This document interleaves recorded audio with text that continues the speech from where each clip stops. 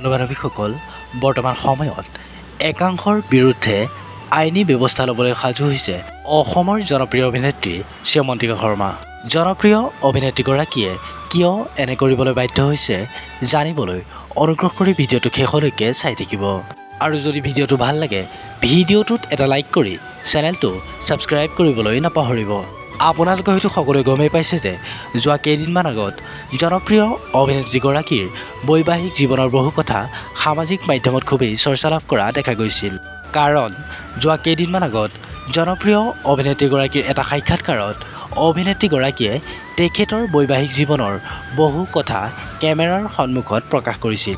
আৰু সেই সাক্ষাৎকাৰটোত অভিনেত্ৰীগৰাকীয়ে তেখেতৰ স্বামীৰ লগত কোনো সম্পৰ্ক নাই বুলি প্ৰকাশ কৰিছিল।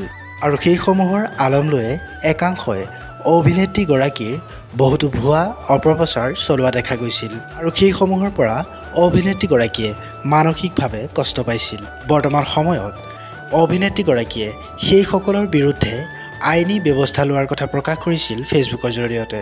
আৰু সেই পোষ্টটোত অভিনেত্ৰীগৰাকীয়ে লিখে যে Gohpur headlines portal channel, Sankarjit creation আৰু দুখীয়া ল'ৰা পেষ্ট্ৰিৰ ওপৰত মই আজিৰ পৰা আইনী ব্যৱস্থা লৈছোঁ, কিয়নো মই আজিলৈকে কাৰোবাৰ ব্যক্তিগত জীৱনত কোনো ধৰণৰ মন্তব্য আগবঢ়োৱা নাই।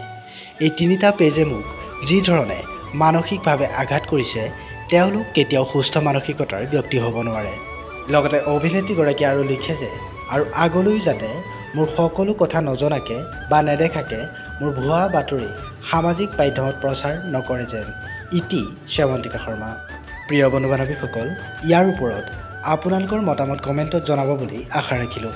লগতে যদি অভিনেত্ৰীগৰাকীৰ অভিনয় চাই ভাল পায় ভিডিঅ'টোত এটা লাইক কৰি চেনেলটো ছাবস্ক্ৰাইব কৰিবলৈ নাপাহৰিব।